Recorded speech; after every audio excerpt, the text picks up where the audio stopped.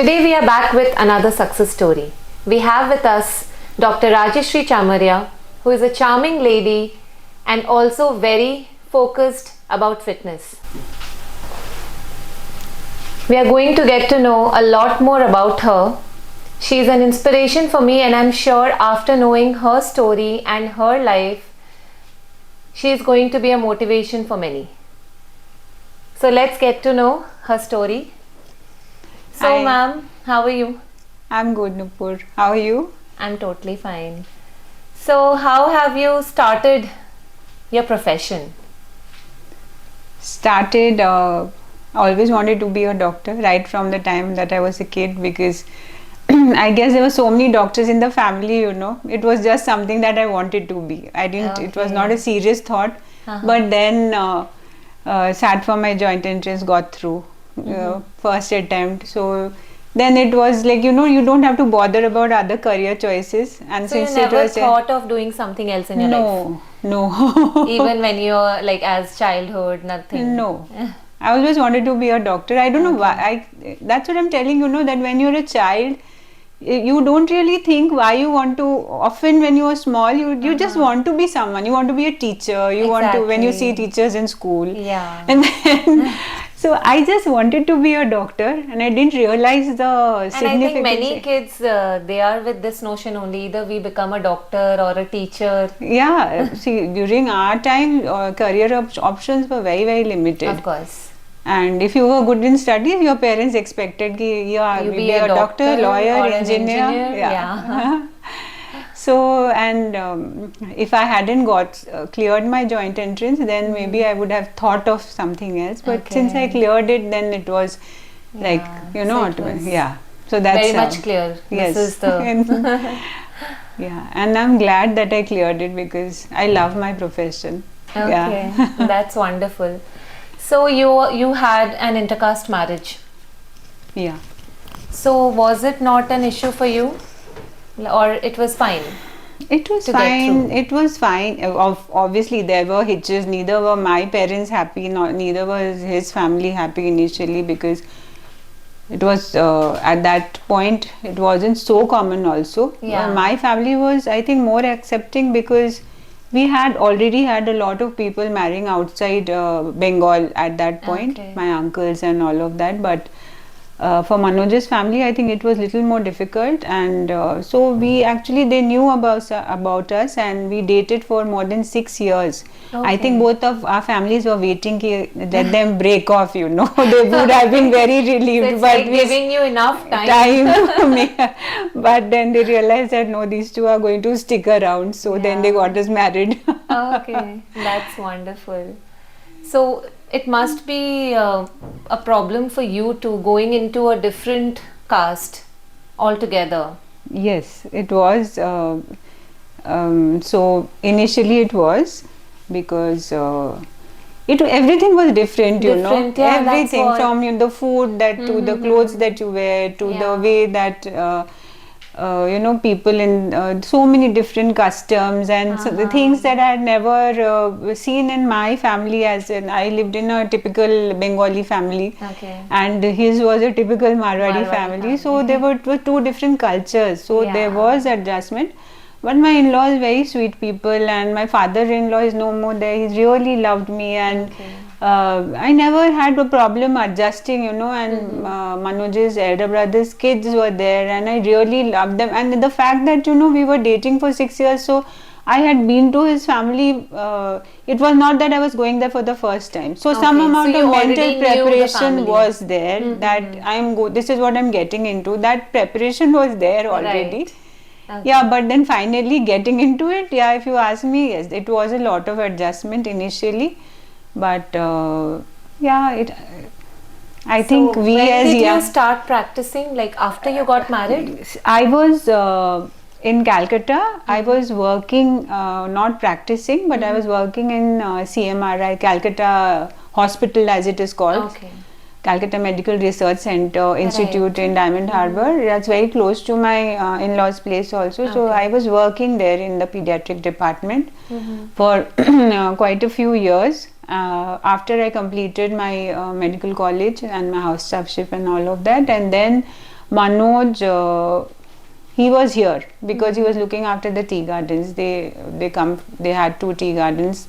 So then, because after my first daughter was born, then we decided to shift here because he was away most of the time. And so the tea garden was closer to Siliguri? Yes, it was in Duas. So one in Duas, one in Jalpaiguri. So he used to be here most of the time and be in Calcutta for say 4-5 days a month. So when did you all shift to Siliguri? We shifted in 1992. Okay, that's not 92, 95, sorry. Okay. 1995, when my Divya was born, my younger one. She was 2 months old when we shifted. Okay. So that must have been challenging. Yeah, like it was. Taking care of your kids and then so I stopped taking working. care of your profession too. Yeah. So for I think a year, I actually stopped working because there were so many things to adjust to, putting Ruchika in school and taking care of the younger one, finding a proper nanny, and then at that point, my grandfather is very old doctor from Siliguri. Everyone knows him as Kalu Doctor over here, you know. So we had a nursing home called the Himalayan Nursing Home, which is now called the Kins. I think it's called Kins, or I don't exactly know what it's called. Yeah, Kins Care? Not Kins Care. It's on Hillcart Road, right next to Kerr Medical Hall. It's also called Kins something. Okay. I'm not very sure about the name now. So I actually joined the nursing home as a medical officer initially. So I used to drop my kids to my mom's house, go there, work till 4 or something, pick them up. The older one came back from school and went there, then I used to take them and go home. So this continued for a while, but then I started my own clinic, and I had joined Navjeevan Hospital also in Gayaganga. I used to go there as a visiting pediatrician. So, but I wouldn't work in the evenings. I would keep it for the kids, stay at home, supervise them. I would see patients at home at that point. But I wanted to be there home for them, you know, just for supervision and also to make sure that they knew their mommies around. That's important as kids are young, having their mother around, it's really important. Yeah, it was very important because Manoj was never there. He was always, rushing off to the garden. He was away, So, I'm glad I did that. And when you are a professional, there is a struggle is there inside you all the time that I could have had, especially for women, I think, because in India and when I was, now I think fathers play a much more they have a equal role in taking care of the kid when both the husband and wife are working. Things are different nowadays. But then I guess even if Manoj wanted to, he couldn't because his work was taking him elsewhere. He was busy with work, of course, but the whole responsibility. But otherwise also, earlier the men didn't play that much a role. It was not expected. In the household things. Everything you were supposed to take care of. Yeah. And so that regret often surfaced that I could have done so much more, that I had to wait for a long time for my career to reach where I wanted it to. Got it. Yeah. But it's okay. It's never too okay. late. No. And I have no regrets. And especially when I look at my girls, that's when you must be feeling so good that yes, you were there with them. That is a big accomplishment for you. Big accomplishment that they are happy and well-balanced kids. Of course. So now you are having your clinic and you're practicing well. Yeah, I am. Yeah. So other than your clinic, your profession, what are you passionate about? Fitness. I'm passionate about fitness, trekking, then eating healthy. I mean, I am totally into it. Yeah, your skin is saying that. She's a recent mother-in-law, and who will say that?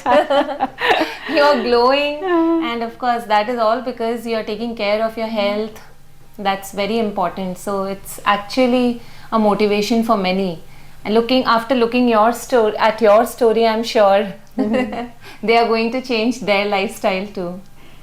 Yeah, fitness is, it's very passionate because I got into it just because I one day suddenly realized I saw a photograph of mine when my younger one was 4-5 years old, and I saw these rolls of fat on my back, you know, and I'm like, oh my god, what is this? I think I need to do something about it. So there was this gym called Physique in Siliguri. Okay, yeah. So I went there, and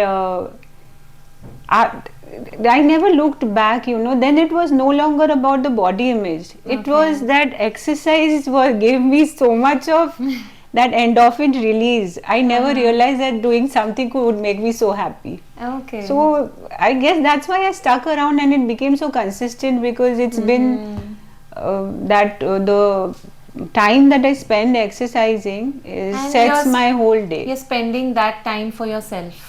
For myself. And it's like taking care of yourself. And it really makes me, I mean, someone who, you also exercise very regularly. It actually makes you very happy. You know within. It. Yes, from inside it makes you, it gives you so much peace, and it sets the thing for the whole day. Totally, and you feel guilt free. Yeah, you feel guilt free, and you are it. So how do you look at success? What is success for you?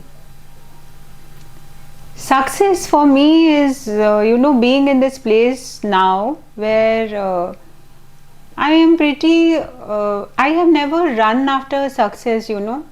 Things just, I guess my career also gradually came to a point where it is. My kids are well settled, well educated. My husband is happy in his own space. We share a very cordial relationship. I have good set of friends, very good set of friends from school, from college and here, and they are really my stress busters. So for me, success is this, I think, not only professional success, but a place in my life where I am pretty peaceful now. Yeah, happy and at peace. Happy and at peace, and no guilt, no regrets. I have looked after my parents. I've lost my whole family. In fact, my mom, my dad, my sister, nobody is there anymore. But I have no regrets about what the relationship that I have shared with them. You know, because I have given them 100% of me. And they have caused me a lot of stress and anxiety because they were all sick, very, very sick at a point of time where I had what caused? Dad had cancer, esophageal cancer, and even before that he had arterial blockage in his leg, and I've been looking after them since I was 24 years old. I got married. I had to cancel my honeymoon because my dad needed a surgery, so it started then. And then so just after your wedding it started. So I was in Calcutta, but then after I shifted to Siliguri, my parents were here. So it's been a constant, and I'm glad. I'm really glad that you were here for them. Yes, I'm so glad I was here for them.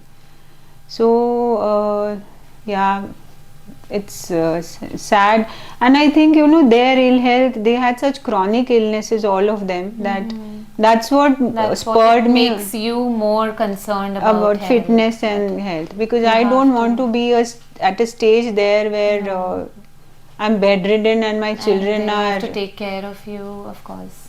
It's not in my hands, I know, but at least what I can do. What best you can do, exactly. That is important. So what message do you want to give to our viewers? The message that I want to give to your viewers is that do the best that you can do for yourself. Don't think about what you don't have, but appreciate the things you have. That has always been my mantra in life, right from the beginning. I was just telling Manoj the other day is that I have never ever, even when there was nothing, मुझे कभी कमी नहीं महसूस हुआ. I was happy with what little that was there, and when there is plenty, then also I feel like you put me in any situation, I will be happy because I have always found the good in that situation. And if for my thing to people, if you look for it in whatever situation you are, you will see that there is a positive point in it. You don't feel hopeless and sad that, oh my God, what has happened in my life and how do I get out of it? But in that situation also, if you think and you see, you will see that there are things that are that can make you feel happy. And I think that's why, that's how I have bounced out of every major catastrophe that has been. Exactly. Nobody's life is perfect, no, Nupur. Yeah, I mean, that's we've what, all, na, even after having these major challenges, still you're smiling and saying it so calmly that that itself is a proof that Yeah. actually we have got a lesson that how to be a happy soul. It's like totally to learn from her because she's full of positivity, and that's what's important, being happy in whatever we have.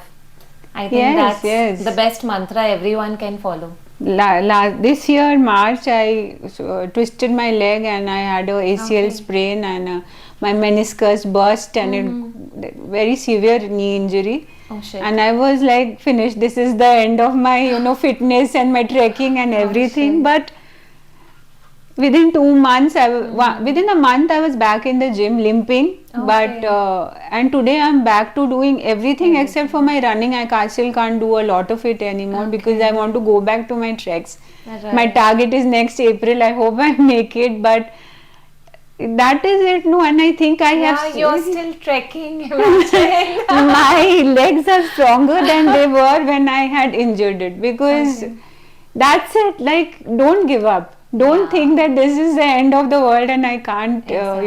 It's there is. If you really want to do it, you can do anything that you want to do. Of course, you're actually an inspiration for me too. Seriously. So thank you so much. It was so wonderful having you with us, and you have been a motivation for many, I'm sure. So please follow her mantra. Be happy in whatever you have. Yeah. Thank you. Thank you, Nupur.